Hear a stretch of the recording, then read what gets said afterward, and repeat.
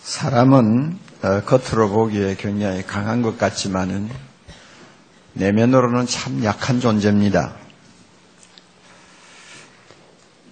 달 표면을 걸어다니는 사람을 우리가 보면 참 인간은 대단하다 하는 느낌을 받지 않습니까? 수백만 수억 개의 정보를 조그만한 칩에다 저장하는 것을 보면 참 인간의 두뇌는 신에 가깝다 하는 생각을 하게 되죠. 평균 수명 40도 안 되던 나이를 지금은 80살까지 끌어올리는 것을 보면 인간의 능력은 거의 하나님의 버금가는 능력이 아닌가 할 정도로 우리가 생각을 하게 됩니다. 그만큼 인간은 대단한 존재입니다. 하나님의 형상을 닮은 존재답게 참 대단한 면을 갖고 있습니다. 반면에 인간이 얼마나 나약하고 작아 보이는지요. 주체하지 못하는 슬픔 앞에서 몸부림치는 인간을 한번 생각해 보세요. 얼마나 약해 보입니까? 무서운 고독 앞에서 잠을 자지 못하고 몸부림치는 사람을 한번 생각해 보세요. 심각한 질병 앞에서 하얗게 질려버리는 사람을 한번 생각해 보세요. 피할 수 없는 죽음 앞에서 아무것도 아닌 지푸라기와 같은 존재로 전락하는 인간을 한번 보세요. 참 사람이라는 것은 너무 가엾을 정도로 나약하다는 것을 우리가 자주 느끼곤 합니다. 얼마나 인간이 나약한가 하나님께서는 오늘 우리가 읽은 본문 가운데 14절에 참 기가 막힌 말씀을 한마디 하셨어요. 지렁이 같은 너 야곱아, 지렁이 같다고 표현을 합니다. 얼마나 나약하면 인간을 지렁이라는 말로 표현할까요? 새해 첫날 동해바다에 떠오르는 태양을 바라보면서 가슴에 손을 모으고 자기의 소원을 비는 사람이 울산 근방의 어느 해수욕장에만 해도 10만 명이 넘었다고 그러죠. 떠오르는 태양을 향해 손을 비비고 있는 그 인간의 모습을 한번 상상해 보세요. 얼마나 가냘프고 연약해 보이는 인간의 실존입니까? 바로 인간이 그래서 지렁이라는 말을 듣는 것 같습니다. 자, 이와 같이 나약한 존재인 우리가 새해를 다시 선물로 받았습니다. 이제 우리는 원하든 원하지 않든 이 한 해를 살아야 합니다. 이렇게 나약하고 보잘것없는 존재가 어떻게 살까? 우리 마음속에는 약간의 불안도 있습니다. 공포도 있습니다. 그렇지만은 이 한 해를 우리는 걸어가야 합니다.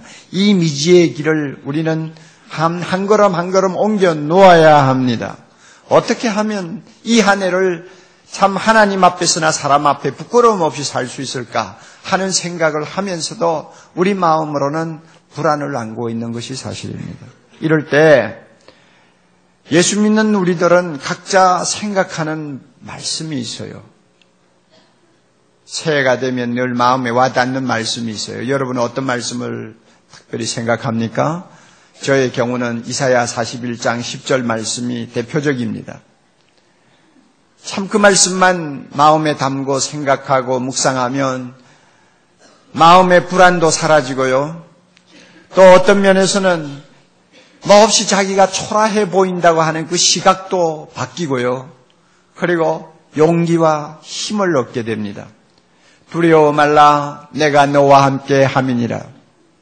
놀라지 말라, 나는 네 하나님이 됨이니라. 내가 너를 굳세게 하리라. 내가 너를 굳세게 하리라. 참으로 너를 도와주리라. 참으로 나의 의로운 오른손으로 너를 붙들리라. 엄청난 말씀이죠. 이 말씀 한마디 한마디가 우레소리와 같이 내 영혼을 흔들지 않아요. 이 말씀이 연초가 되면 마음에 와 닿아요. 말씀이 나에게 어떤 새로운 힘을 북돋워 주어요. 그래서 오늘 제가 이 말씀을 선택한 것입니다. 여러분에게도 이 말씀을 통해서 하나님의 큰 음성을 듣는 시간 될 수 있기를 바랍니다. 이 말씀을 원래 누구에게 한 것인가 하면요, 우리가 본문의 배경을 먼저 알아야 합니다. 이스라엘 백성을 향해서 하시는 말씀입니다. 아마 유대 백성을 향해서 하신 말씀이라고 하는 것이 더 정확할지 모르겠어요. 유대 백성을 향해서 하나님이 주시는 말씀인데 이사야를 통해서 이 말씀을 주셨어요. 내용이 뭐냐 하면은 앞으로 한 100년쯤 지나면 그 유대나라 사람들이 우상 숭배의 죄를 범해가지고 하나님으로부터 심판을 받게 됩니다. 그리고 그 우상 숭배한 죄값으로 유대나라 사람들은 바벨론으로 끌려가서 70여 년간 포로 생활을 해야 합니다. 이거는 이스라엘 백성들에게는 피할 수 없는 숙명이었습니다. 이사야는 앞으로 100년 후에 일어날 일을 내다보고 있습니다. 하나님이 그에게 계시로 그 사실을 보여주었어요. 이스라엘 백성이 얼마나 우상숭배로 타락하게 될 것인가를 보여주었어요. 그리고 그 타락한 죄값으로 바빌론에 끌려가 포로 생활할 것을 보여주었어요. 그리고 포로 생활 70년이 차고 나면 하나님께서 고레스라고 하는 위대한 왕을 일으켜서 그 왕으로 하여금 다시는 망하지 아니할 것 같은 바벨론을 정복하고 페르시아를 건설한 다음에 이스라엘 백성을 자기 고국으로 돌아오게 하는 큰 사건이 일어날 것을 이사야에게 보여주었습니다. 그리고 그 사건이 일어나서 이스라엘 백성이 고국으로 돌아오게 되는 그 과정을 통해서 하나님이 약속을 하셨어요. 두려워 말라, 내가 너와 함께 함이니라. 놀라지 말라, 나는 네 하나님이 됨이니라. 반드시 하나님이 너희와 함께 하셔서 너희를 도와주실 것이니 그 일은 반드시 성사된다는 것입니다. 참 이거 놀라운 예언 아닙니까? 150여 년 전에 이런 예언을 한다는 것이 여러분 믿어집니까? 보세요. 잠깐 뒤로 넘어갑시다. 44장 좀 넘어가 볼까요? 44장 28절 보면 놀라운 이름이 나옵니다. 44장 28절. 고레스에 대하여는 이르기를 그는 나의 목자라, 나의 모든 기쁨을 성취하리라. 하나님이 말씀하셨어요.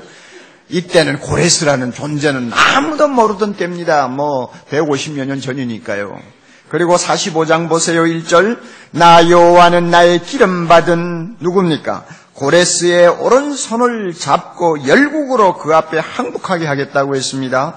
이 고레스 왕이 메데바사를 일으킨 왕입니다. 즉 페르시아의 창업자죠. 성경은 이와 같이 먼 훗날을 내다보고 예언을 합니다. 그래서 고레스 왕이 실제로 바벨론을 정복했어요. 그리고 새로운 국가를 창설했습니다. 그 다음에 무슨 일을 했습니까? 그동안 포로 생활하던 이스라엘 백성들에게 명령했습니다. 너희들 중에 마음이 동하는 사람 누구든지 너희들의 고국으로 돌아가서 예루살렘 성전을 다시 건축하고 성을 쌓으라고 그랬습니다. 우리가 에스라 성경을 보든지 느헤미야 성경을 보면 그 사건이 그대로 일어난 것을 우리는 알 수 있습니다. 주전 538년 정확하게 역사적으로 기록이 되어 있죠. 주전 538년에 이스라엘 백성 중에 제1진이 예루살렘으로 돌아왔습니다. 자, 이와 같이 극적으로 정말로 황홀한 꿈을 꾸는 것 같은 사건이 일어날 것을 내다보고 하나님이 그때 반드시 이스라엘 백성과 함께 하시고 도와주실 것을 약속한 것이 41장 10절이라 말입니다. 얼마나 놀라운 말씀인지 몰라요. 자, 그렇다면 이 말씀이 오늘을 사는 우리에게 과연 해당이 되는 말씀인가? 그 당시 유대나라 사람에게는 두려워 말라, 내가 너와 함께 함이니라고 그렇게 약속하셨지만, 그리고 그대로 하나님이 실천하셨지만 오늘 우리를 향해서도 똑같은 말씀을 하실까 하는 것은 한 번쯤은 의문을 가질 만합니다. 결론부터 말씀드리면 이 말씀은 바로 우리 모두를 향해서 주시는 하나님의 약속입니다. 왜 그런지 아세요? 지금 8절 9절 보면 하나님께서 유대나라 사람들을 일컬어서 야곱의 일컬어서 아브라함의 자손이라고 말씀하시고 또 나의 종이라고 말씀하시고 나의 택한 자라고 말씀을 하세요. 그렇다면 여러분 보세요. 신약 성경을 가서 우리가 살펴보면 우리를 일컬어서 믿음의 조상 누구의 자손이라고 합니까? 아브라함의 자손이라고 하잖아요. 또 우리를 일컬어서 누구의 종이라고 합니까? 대답 안 할래요? 자, 누구의 종이라고 합니까? 몰라요? 예수 그리스도의 종이라고 그러잖아요. 우리를 하나님의 종이라고 그러거든요. 또 우리를 만세 전부터 뭐 했다고 그러시나요? 택했다고 그러죠. 똑같아요. 구약에 있는 유대나라 사람을 향해서 하나님이 하신 말씀이나 오늘 우리를 두고 하신 말씀이나 똑같아요. 아브라함의 자손이요, 종이요, 택한 자요. 그러므로 유대 백성에게 하신 이 말씀이 바로 우리 자신을 위해서 하신 말씀이라는 것을 조금 더 의심하지 않고 받아야 합니다. 그뿐 아니에요. 오늘 우리도 바벨론에 살고 있어요. 요한계시록을 보면 이 세상을 일컬어서 하나님은 바벨론이라고 그럽니다. 얼마 안 있으면 망할 바벨론에 우리 모두 살고 있어요. 그러니까 유대나라 사람들은 실제 바벨론이라는 국가에서 포로 생활했지만 오늘 우리는 없어질 이 영적인 바벨론에 지금 몸을 담고 오늘 우리가 고생을 하고 있지 않습니까? 그러므로 똑같이 이 말씀은 하나님이 주시는 말씀으로 받아야 합니다. 틀림없는 말씀이요. 그리고 구약의 여호와 하나님은 유대나라 백성을 향해서 내가 너와 함께 하신다고 약속했는데 신약시대에 우리를 위하여 세상에 오신 하나님 예수 그리스도는 똑같은 약속을 우리 보고 하셨어요. 볼지어다 내가 세상 끝날까지 항상 너희와 함께 있으리라. 똑같이 약속하셨어요. 그러므로 이 말씀을 나의 말씀으로 나를 위해 주시는 오늘의 하나님의 음성으로 받아들여도 전혀 잘못된 것이 없습니다. 우리 모두가 이와 같은 믿음을 가지고 이 말씀을 받아들일 수 있기를 바랍니다. 그런데 문제가 하나 있어요. 이 말씀 우리 대부분이 알아요. 그리고 이 말씀을 우리는 이해도 합니다. 무슨 뜻인지도 대충 이해합니다. 그러나 이 말씀의 능력을 얼마만큼 체험하고 사느냐 하고 묻는다면 좀 대답이 달라집니다. 여러분 한번 생각해 보세요. 하늘과 땅을 창조하신 하나님이 나를 도와주시겠대요. 그 하나님이 나와 함께 하신대요. 그 하나님이 나를 꽉 붙들고 계신대요. 여러분 이런 사건이 진짜 일어난다면 나를 당할 자가 누가 있습니까? 나를 꺾을 자가 누가 있습니까? 나를 무시할 자가 어디 있느냐 말이에요. 얼마나 대단한 말씀이에요. 그 말씀대로만 된다면 얼마나 대단하냐고 말이에요. 그런데 실제로 우리가 신앙생활 하면서 보면 그 말씀이 나에게 실제로 나타나느냐, 능력으로 체험이 되느냐, 현실로 분명히 나에게 다가오느냐 하고 물을 때는 그걸 그렇게 힘을 주어서 자신 있게 대답을 못할 때가 많이 있다는 것입니다. 이것이 우리의 고민이에요. 왜 그럴까요? 왜 이 엄청난 말씀이 나에게 큰 능력으로 기적으로 다가오지 못할까? 우리가 이 점을 오늘 좀 생각해 봤으면 좋겠어요.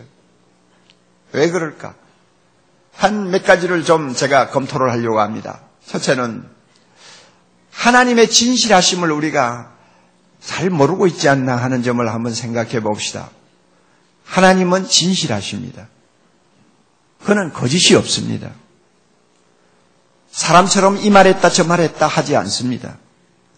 이 사실은 제가 설명을 할 필요가 없어요. 왜냐하면 설교자가 하나님의 진실을 변호한다고 해서 하나님이 갑자기 진실해지는 거 아닙니다. 하나님은 설교자의 변호를 필요로 하지 않습니다.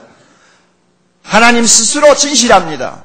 그러므로 내가 설교자로서 하나님이 진실하다고 아무리 말해도 그 사실이 하나님을 더 진실하게 만드는 거 아닙니다. 또 내가 설교를 통해서 하나님의 진실을 잘 설명하지 못했다고 해도 그것이 문제가 안 됩니다. 그것 때문에 하나님의 진실이 손해보지를 않아요. 하나님은 언제나 진실하십니다. 할렐루야. 하나님은 절대 거짓말하시지 않으시는 신 중의 신입니다. 사무엘상 15장 29절에 이런 말씀이 있습니다. 이스라엘의 지존자 하나님은 거짓이나 변개함이 없으시니 그는 사람이 아니심으로 결코 변개치 아니하심이니이다. 하나님은 인간이 아니잖아요. 하나님은 하나님이세요. 그러므로 거짓을 절대 말씀하지 않아요. 이랬다 저랬다 마음을 바꾸지 않아요. 데살로니가전서 5장 24절 너희를 부르신 하나님은 미쁘시니, 미쁘시다는 말은 진실하시니 그가 또한 이루시리라. 하신 말씀대로 반드시 행하신다는 말입니다. 이런 하나님을 우리는 오늘 아버지라고 부르고 있어요. 여러분, 하나님이 얼마나 진실하십니까? 아브라함 예를 한번 들어봅시다. 아브라함을 보고 하나님께서 명령하셨어요. 내 고향을 떠나라. 그리고 내가 내 말대로 너의 고향을 떠나서 내가 가라는 곳으로 가면 내가 너의 후손에게 복을 주겠다. 그리고 너의 후손이 온 세계 백성들이 복을 받는 복의 근원이 되도록 해주겠다 약속하셨죠. 그 약속 받고 아브라함은 하나님을 따라 고향을 떠났습니다. 그때 나이 75이에요. 많은 후손을 하늘의 별처럼 주시겠다고 약속했으면 75세 이미 나이도 꽤 됐잖아요. 옛날이나 지금이나 75이면 꽤 먹었잖아요. 그러면 시간이 급해요. 1년이면 애 하나 생길 수 있으니까 어떻게 해서라도 참 아브라함에게 자손을 주실 것 같잖아요. 그런데 하나님이 25년 동안 안 주셨거든요. 100살이 될 때까지 혈육 한 점 주시지 아니하고 계셨어요. 그런 하나님 어떻게 믿어요?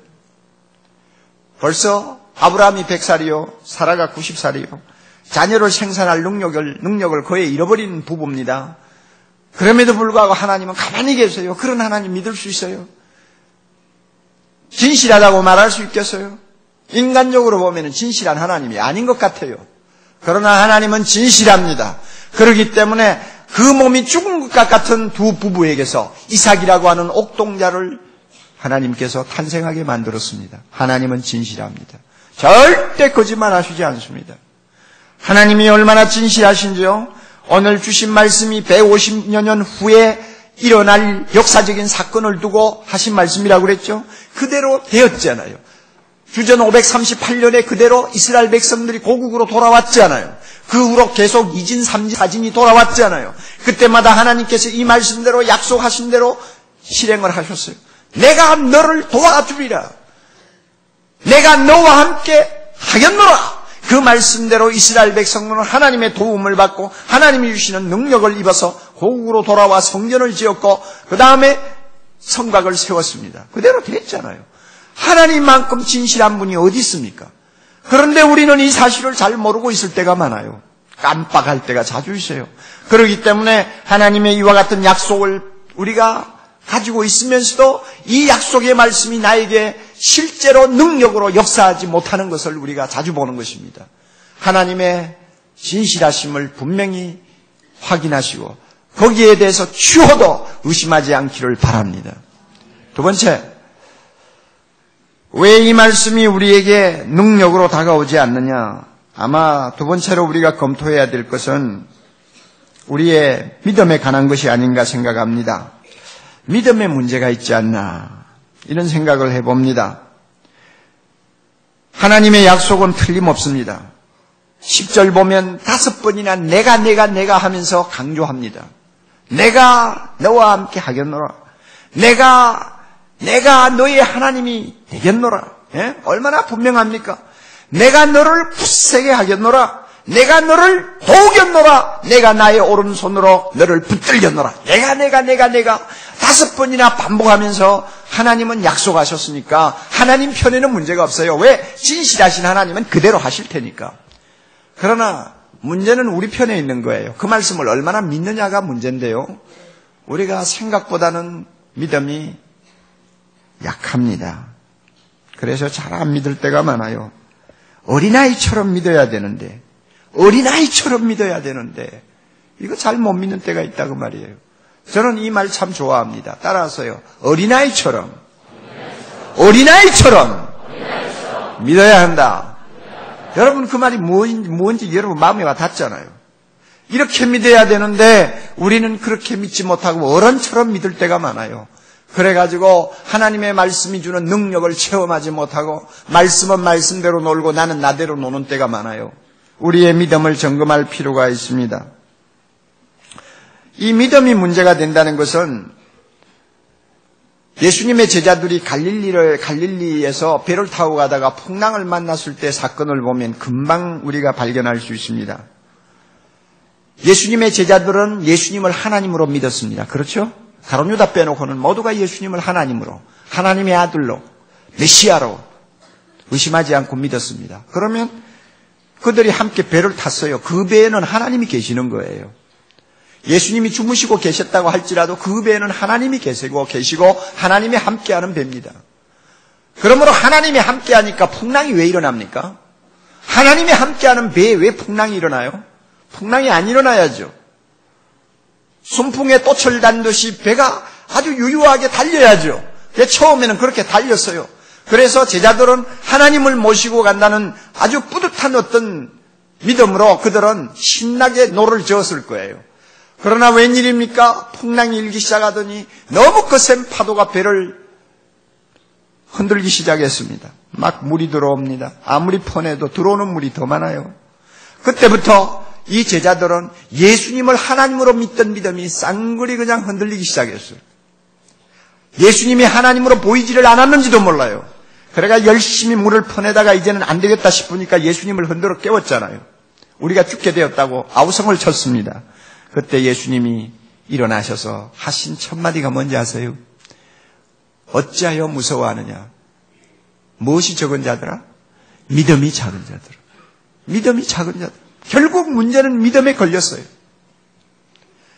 예수님이 하나님이심을 그들이 끝까지 믿었더라면 아마 굉장한 사건을 경험했을 거예요. 그러나 믿음이 흔들려 버렸기 때문에 그들은 예수님 앞에 망신을 하고 말았어요. 주님이 문제의 핵심을 쳤어요. 믿음이 적은 자들아. 하나님을 모시고 가면서 왜 그렇게 떨고 방정이냐 그 이야기죠. 믿음만 있다면 얼마든지 하나님이 계시는 그 배 안에서 엄청난 역사를 체험할 텐데 믿음이 적어가지고 하나님의 그 살아계심과 함께하심을 체험하지 못하는 불행한 사건을 그들이 경험했던 것입니다. 우리에게도 이 믿음이 문제인 거예요. 믿음이라는 것은요, 어떻게 보면 굉장히 강한 것 같아도 참 믿음이라는 것은 흔들리기 쉽습니다.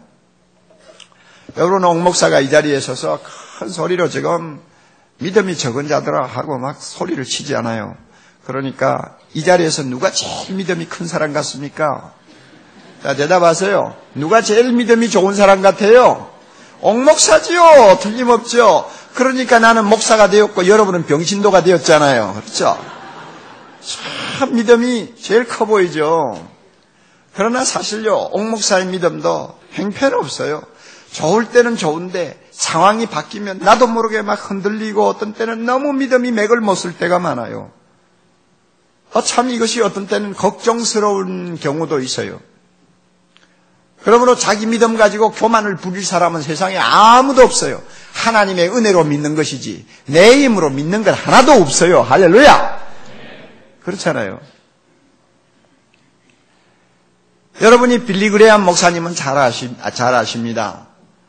그 빌리 그레함 목사님이 1950년대 한참 이제 전도자로서 뜰 때입니다. 가는 곳마다 집회를 하고 가는 곳마다 전도해서 수많은 사람이 돌아오니까 매스컴을 타고 그 젊은 청년 목사가 막 미국 사람들에게 이제는 확강을 받는 그때쯤 됐습니다. 그런데 그때에 빌리 그레함 목사의 단짝 친구가 있었어요. 템플턴이라고 하는 친구입니다. 이 친구도 가슴에 막 불을 안고 전도를 하는 전도자입니다. 둘이서 손잡고 다니면서 전도했어요. 유럽으로 순회 가서 전도할 때도 둘이 같이 가가지고 교대로 말씀을 전했습니다. 그리고 이 템플턴이 어떤 면에는 빌리 그레함보다도 더 유능했다고 합니다. 그가 전도하면서 한 번은 개척교회를 시작했는데 불과 얼마 되지 않아서 1200석 교회당이 꽉 찰 정도로 사람들이 모였다고 해요. 그러니까 얼마나 대단한 목사입니까? 그런데 그때쯤 템플턴이 믿음의 위기를 만났습니다. 사진 한 장 때문에 그의 믿음이 송두리째 흔들리는 위기를 만났어요. 그 사진이 무슨 사진인가 하면 그 당시에 북아프리카는 엄청난 가뭄으로 사람들이 고통을 당하고 있었고 많은 짐승들이 죽고 기아에 호덕이는 사람들이 많고 그래서요. 그런데 그 사진에 북아프리카의 여인이 굶어가지고 죽은 아기를 무릎에 앉혀놓고 하늘을 향해 원망스럽다는 듯이 바라보고 있는 사진이에요. 누가 찍은 것인지 모르지만 그 사진을 자기가 얻은 것입니다. 그 사진을 보면서 템플턴이 생각했어요. 이 여인에게, 이 아이에게 필요한 것은 비야. 천지 만물을 창조하신 하나님이 계신다면 어떻게 이런 여인에게 피를 주시지 않겠는가? 그 하나님이 그렇게 자비하시고 인자와 긍휼이 풍성하시다면 어떻게 죽어가는 이 아이에게 피를 주시지 않겠는가? 그 생각이 들기 시작했어요. 그 다음부터 그의 믿음이 흔들렸어요. 여러분, 그 다음에 어떻게 되는지 알아요? 하나님으로부터 얼굴 돌렸어요. 예수님도 포기해버렸어요. 전도자의 삶도 다 포기해버렸어요. 그리고 딴 길로 갔어요. 빌리그레암은 어떤 상황에서든지 오직 예수, 오직 하나님만 붙들고 그는 전도자로서의 삶을 살았는데, 이 사람은 한순간에 그 믿음을 버리고 하나님 없는 불가지론자가 되어버렸습니다. 계시는지 안 계시는지 알지도 못하는 하나님을 내가 어떻게 믿어? 하고는 딴 길로 들어갔어요. 그는 지금도 카나다에 살고 있는 80대 노인이에요. 지금도 안 믿어요. 믿음이라는 건 그래요. 잘못하면요, 쉽게 던져버릴 수 있는 거예요. 우리는 믿음이 흔들릴 때가 가끔 있습니다. 또 흔들리는 것이 어떤 면에서는 정상일지도 모릅니다. 그러나 하나님의 말씀을 놓고 우리가 계속 받아 그 말씀을 어린아이처럼 믿지 못하고 흔들린다면 이것만큼 답답하고 불행한 일이 없습니다. 우리의 믿음을 한번 점검해 봅시다. 하나님이 나와 함께 하신다고 약속하셨습니다. 그 약속을 내가 얼마만큼 믿습니까? 하나님이 내게 힘을 주신다고 말씀하셨어요. 그 하나님을 얼마만큼 믿습니까? 얼마만큼 믿느냐 그 말이에요. 어린아이처럼 믿으면 하나님의 힘이 나에게 주어지고 하나님이 함께 하시는 능력이 나에게 나타날 터인데, 그것을 어린아이처럼 믿지 못하기 때문에 나는 그 놀라운 말씀이 주는 능력을 체험하지 못하고 자주자주 의심에 흔들릴 때가 많이 있다는 것, 우리가 자주 느낍니다. 이와 같은 마귀의 시험을 우리가 이겨야 합니다. 이기고 믿음의 사람이 되어야 합니다. 그래야만이 하나님의 말씀이 내 안에서 기적을 일으킵니다. 할렐루야. 이런 은혜가 우리 모두에게 있기를 바랍니다. 한 가지 더 생각합시다.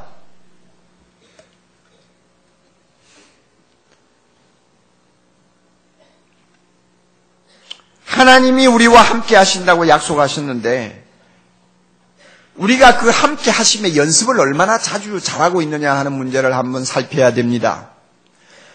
다른 말로 표현하면 동행의 연습입니다. 동행하는 훈련입니다. 하나님이 우리와 함께 하신다 하는 것은 하나님이 우리와 동행한다는 거거든요. 그리고 하나님이 우리 중에 임재해 계신다는 것을 이야기합니다. 그렇다면 하나님과 동행하는 연습을 많이 해야 돼요. 사람 관계도 마찬가지 아니요? 친한 친구와 걷든지 연인끼리 걷든지 간에 우리가 함께 동행하면 참 서로 주고받는 아름다운 교제가 있어야 되지 않습니까? 눈과 눈을 마주치면서 서로가 마음에 있는 이야기를 나눌 때는 그 교제가 풍성해집니다. 그리고 동행하는 자로서의 파트너십이 아주 잘 어울립니다. 그러나 한쪽은 말하는데 한쪽은 대답도 없어. 전혀 커뮤니케이션이 안 되면 그 동행은 결국은 깨지고 마는 것입니다. 하나님하고의 관계도 그래요. 하나님이 눈에 보입니까? 여러분 귀로 들립니까? 하나님의 존재라는 거 사실 따지고 보면 어떻게 보면 굉장히 막연해요. 성가대석에 앉아있는 형제자매들 대답하세요. 막연해요, 안 해요? 뭐 다 아는 것처럼 그러지 말고 한번 솔직히 이야기해보라고. 막연해요, 안 해요? 뭐 막연하다고 한다고 해서 쫓아내지 않아요. 걱정하지 말아요. 참 솔직히 말하면 막연하거든요. 눈에 보이기를 합니까? 들리기를 합니까? 만져지기를 합니까? 자, 이런 하나님이 나와 함께 동행하신다고 약속하시는데, 그렇다면 우리는 믿음으로 그 사실을 받아들입니다. 하나님이니까 육신을 갖고 있지 않아요. 그러니까 안 보일 것이 너무나 당연하고 우리 귀에 들리지 아니할 것이 너무나 확실합니다. 그러나 온 우주에 충만하신 하나님이 나와 함께 하신다니까 그것은 믿어도 돼요. 보이지 않는 공기를 우리가 마시는 것을 아무도 의심하지 않는 것처럼 이 가운데 충만하신 하나님이 나와 함께 하시고 나에게 능력 주시는 거 의심하지 않아도 절대 잘못이 아니에요. 그러나 우리가 함께 동행하기 위해서는 연습이 필요해요. 훈련이 필요해요. 그 훈련과 연습이 뭐예요? 무시로 성령 안에서 기도하는 것입니다. 주야로 하나님의 말씀을 묵상하는 것입니다. 하나님의 말씀을 묵상하면서 그 말씀을 마음에 새기고 그 말씀을 가지고 또 하나님 앞에 기도하는 것입니다. 내가 길을 걸어갈 때나 일을 할 때나 내가 가만히 혼자 앉아 있을 때나 자주 하나님의 말씀을 마음에 묵상하면 이것은 동행하는 연습이에요. 자주 내 마음을 열고 하나님의 이름을 부르며 기도할 수 있다면 그 사람은 하나님과 동행하는 연습을 훈련을 하고 있는 것입니다. 이게 필요한데 우리가 이것을 참 제대로 못할 때가 많이 있어요. 한번 여러분 솔직히 생각해 보세요. 하루 24시간 가운데 하나님과 동행하는 연습을 하는 시간이 얼마나 되세요? 시간을 따져가지고 도대체 10분입니까? 20분입니까? 30분입니까? 24시간 전체를 놓고 볼 때 너무 미미한 시간에 형식적으로 기도하고 때우고 형식적으로 성경 한 장 보았다. 그것 가지고 될까요? 뭔가 하나님의 말씀이 내 마음에 가득해서 그 말씀을 생각할 때마다 신이 나고 그 말씀 묵상할 때마다 내 입에서 찬양이 나오고 기도가 나오는 뭔가 동행하는 연습이 필요해요. 우리가 여기에 부족하면 여기에 우리가 미달하면 하나님이 함께 하시는 능력을 체험하기가 어렵습니다. 여러분 연습이라는 것이 얼마나 중요해요. 천재 피아니스트였던 아더 루빈스타인 아시죠? 명곡을 좀 감상할 줄 아는 사람은 루빈스타인은 다 아실 거예요. 그 사람 말 중에 유명한 말이 하나 있어요. 내가 연습을 하루 안 하면 내가 알고 이틀을 연습 안 하면 비평가가 알고 사흘을 연습 안 하면 청중이 안다 그랬어요. 천재예요. 연습이 뭐가 필요해요. 건반에 손만 얹으면 돌아가는데. 그렇잖아요. 그런데도 하루 연습 안 하면 내가 연습이 부족하구나 하는 것을 본인이 아는 거예요. 또 게을러 가지고 이틀 연습 안 하면 벌써 비평가들이 냄새를 맡아요. 사흘을 연습 안 하면 자기가 아무리 기교를 다해서 연주를 한다고 해도 청중들이 벌써 연습이 부족하구나 하고 느낀다는 거죠. 연습이라는 게 그렇게 중요해요. 영적으로 하는 경건 연습도 마찬가지입니다. 하나님이 나와 함께 하셨다면 하나님이 내 곁에 함께 걸어가시니까 우리가 동행하는 연습 좀 해야죠. 그래야 되는 거예요. 그런데 우리가 이것을 제대로 안 하면서 하나님의 말씀이 내 안에서 능력으로 나타나기를 기다린다. 그건 문제가 있는 거예요. 미국에 있는 어느 부부가 결혼 25주년을 맞아서 밖에 나가서 식사를 같이 하고 지금 집으로 돌아가는 길이라고 합니다.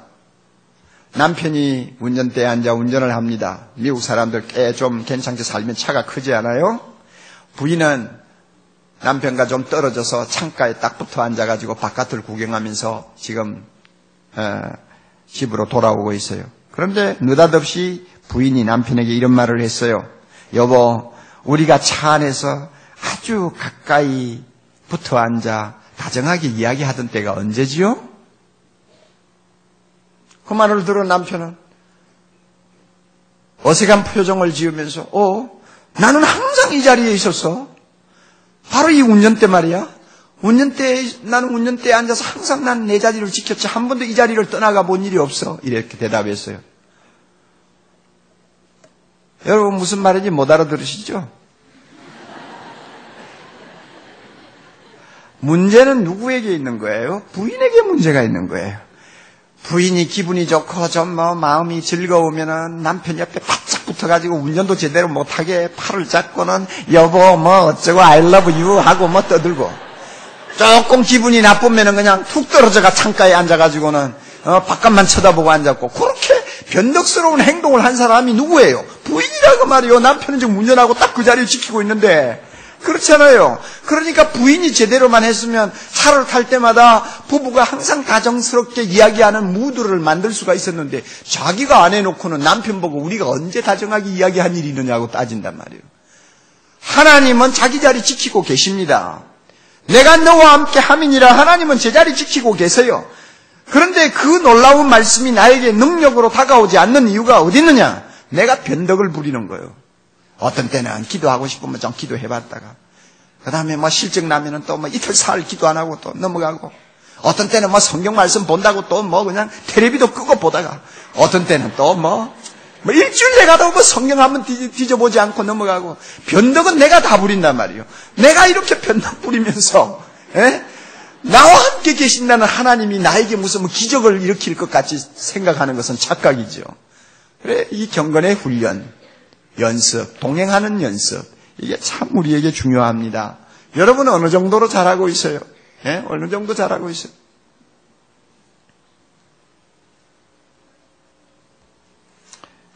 어떤 분이 이런 말을 했어요.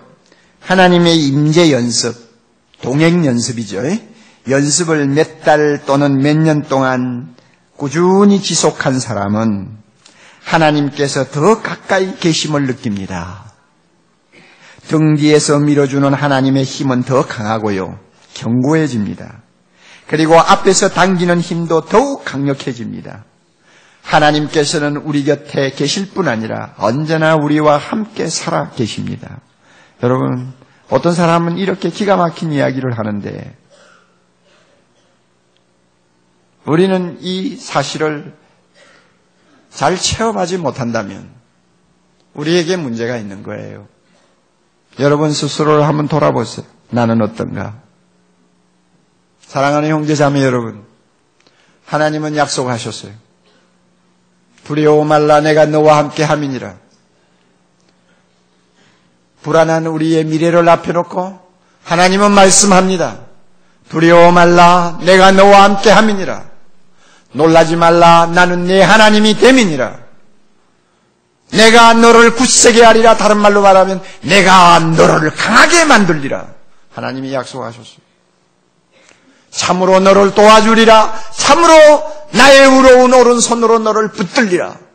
이 하나님의 손에 붙들리기만 하면 누가 우리를 굴복시킬 것입니까? 누가 우리를 주저앉힐 것입니까? 누가 우리를 약하게 만들 수 있습니까? 아무도 우리를 대적할 자가 없는 거예요. 만일 하나님이 우리를 위하시면 누가 우리를 대적하리요? 아무도 대적할 자가 없어요. 이와 같은 큰 약속을 우리가 손에 들고 있는데, 이 약속이 나를 강하게 하며 나를 능하게 하며 나로 이 세상에서 가장 행복한 자로 만들지 못하는 원인이 어디 있느냐? 자신을 돌아볼 때 문제가 뭔가를 여러분이 짚어보시기를 바랍니다. 하나님의 성실하심을 잘 모릅니까? 아니면은 여러분 하나님을 어린아이처럼 믿지 못하는 구석이 있습니까? 아니면은 매일의 삶에서 하나님과 동행하는 연습을 게을리하고 있는 것인가요? 어느 것이든지 우리 모두가 살펴보아서 조금이라도 잘못된 부분이 있으면 이 시간 성령이 주시는 은혜를 통해서 그 잘못된 부분, 잘 안 되는 부분을 성령께서 고쳐주시도록 기도하시기 바랍니다. 그리고 우리 모두 노래할 수 있기를 바랍니다. 그래서 하나님이 주신 이사야 41장 10절의 말씀을 꼭 가슴에 담고 이 한 해 출발을 제대로 하면 우리가 한 해 동안 실패자가 절대로 되지 아니할 것입니다. 놀라운 하나님의 축복이 따를 것입니다. 우리 이상의 삶을 살 것입니다. 우리 이상의 삶, 우리 능력 이상의 삶을 살 수 있을 것입니다. 왜냐하면 하나님이 나와 함께 하시니까 우리 능력의 이상을 살 수 있다 그 말입니다. 우리가 꿈꾸고 우리가 바라는 것 이상으로 우리는 한 해를 살 수 있습니다. 이와 같은 기적이 우리 모두에게 일어날 수 있기를 바랍니다. 다 같이 기도하십시다. 자비로우신 하나님 아버지, 주신 말씀 우리가 마음에 깊이 간직하고 이 말씀을 내 마음의 옥토에 뿌려서 30배, 60배, 100배의 결실을 맺기를 원합니다. 우리와 함께 하시겠다고 약속하신 주여, 이 약속을 그대로 믿고 우리가 날마다 주님과 동행하는 아름다운 경건의 연습을 함으로써 우리 이상의 삶을 살 수 있도록, 우리 능력 이상으로 뛸 수 있도록, 우리가 바라는 것 이상으로 성취할 수 있도록 우리 하나님 축복해 주시옵소서. 머리 숙인 귀한 자녀들, 하나님이 너무나 사랑하는 자녀들입니다. 축복하시고 인도해 주시옵소서. 예수님 이름으로 기도드리옵나이다. 아멘.